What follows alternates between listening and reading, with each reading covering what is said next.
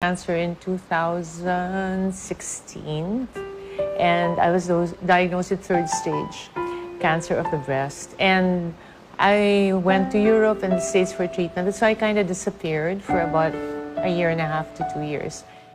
In my daughter's wedding, Crystal, I was bald, completely bald. I was diagnosed, I think, January of the year. And then I went to Europe and I was told by them there that I was going to die. Don't bother to have chemo, don't bother, just fix your affairs, you're dead in 2 years.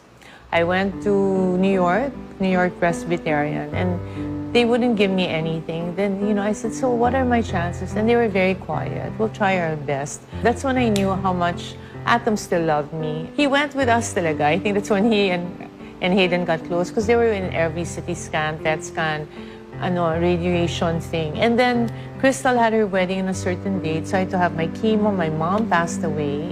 In the middle of having my chemo, I kept asking my mom, she's 89.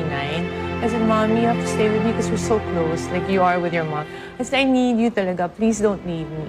But she was saying, I'm so tired na iya, I'm feeling sick. No, please stay with me. So on my second chemo, I was doing my chemo. In the middle of my chemo, they called me that my mom had collapsed and that she's in Makati Med. They couldn't revive her in 30 minutes. So I was there with that chemo and I said, hurry it up. Because I want to go to her and reach her and she's still warm. And then he said, if we hurry it up, you're dead because it's so toxic. And then I said, okay, then take it off, but then you'll have to do it all over again. I'm halfway, diba? Traumatic, but I think my mom passed away because Atom kept telling her, Vicky, she has to go to the States, but she won't leave because she wants to be near you. So after that, I went to the States and I did my radiation. It was so funny pa. Actually, people don't know this, but I was being interviewed by CNN. And CNN, kasi when they interview you, they warn you like 5 months ahead of time. So I think they talked to me November, but the interview was in April, I think, or something. I totally forgot about them because, of course, there's so much more happening. Dapat first chemo pa, your hair's lagas na, but it didn't fall. So I said, baka naman I was injecting with mga vitamin P and things for my hair. So I thought, baka, because, maybe it's working. So when the interview happened, I had my chemo 2 days before. And, when you do chemo, you're green. You're basically green. You look so sick. I was feeling bloated and ugly. So while I was having my interview, hair was falling on the floor. And so I would look at my people and say, am I getting bald in front of CNN? Because while they're interviewing me, the hair was falling and it was plenty clumps. And then the helpers would come and make, bring it out with a walis, di ba?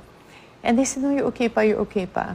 Anyway, I couldn't concentrate on the interview kasi, of course, yes, ang hirap noon, di ba?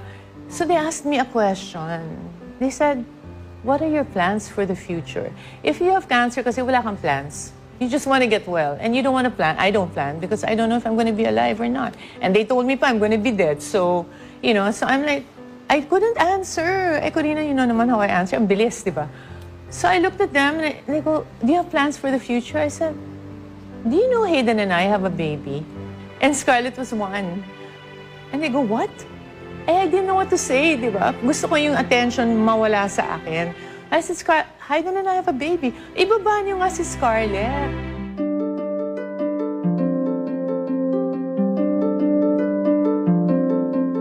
That's why na-announce. And because we weren't planning to say anything. I mean, if people find out, they find out. But what's this announcement? Parang, who are we? We're just doctors.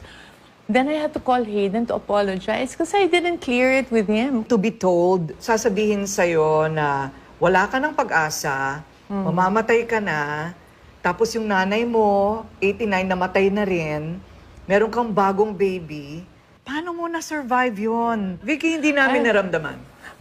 Hindi kaming mga nakapaligid sa'yo, hindi namin naramdaman yung pinagdaanan mong napakahirap na yun. Yeah. Well, talaga, alam mo, kayo, I think nakikita yung mga Instagram, kakala niyo yung mga life namin perfect, or mapakasaya, nagbabiyahe, nag-shopping, whatever, Korina. Everybody has their challenges. Wala talagang perfect buhay. So, huwag kayong ma-depress pag nakita nyo ganun, tapos yung life nyo, hindi pala, feeling nyo, hindi ganun kaganda. Lagi nyo hanapin yung ganda sa buhay nyo. Health is so Health important. is wealth. So now, that's really my thing. Health, like you and I. When you get older, ano na yun, di ba? Slow down a bit. I'm already older.